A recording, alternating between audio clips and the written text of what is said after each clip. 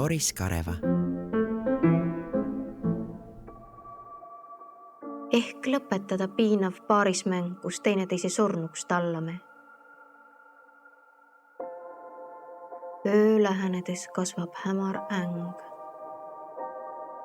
Kui vastast liikumatult liitlast valvame. Doris Kareva kirjutab oma luuletuses intro. Tere, tulin tagaukse kaudu. Ega palju öelda pole mul. Tulin kandes oma laulu, noor ja lootustandev, aga hull. Kui Kareva selle luuletuse 76. aastal kirjutab, siis ta oligi noor. Kõik muu ei vasta tõele. Tal on väga palju öelda ja mingist tagaukse juures konutamisest ei saa juttugi olla. Filmis on Doris Kareva üles astunud ülimalt märgilise tegelasena, noore libahundina. Näin, kas ongi libahunt? Rumal, tule söö. Kareva käis veel keskkoolis, kui ta tuli noorte kirjandussündmusele 76.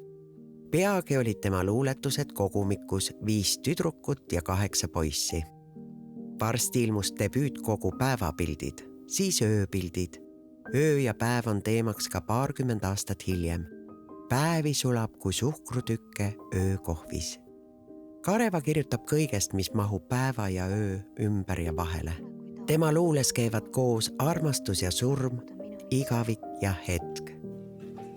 Kuidas küll süttivad kustuvad tähed, õhus ja nimedes.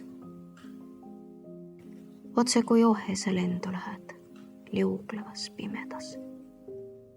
Vormilt on Kareva täpne ja napp. Tema luules pole midagi üleliigset. Samas öeldud saab kõik. Mida Kareva luules ei leia, on argisus. Tema luule on maast nii 10 tolli lahti. Luuletamise kõrval on ta töötanud UNESCOs, toimetanud Sirbis ja Loomingus ning olnud toeks paljudele noortele autoritele. Kui kõnelda üks ainus kord, on vastutus nii suur, et ükski sõna ei näi väärt, et öelda. Kui elada üks ainus kord, on võimalus nii suur, et tardud, mida tummalt lased mööda.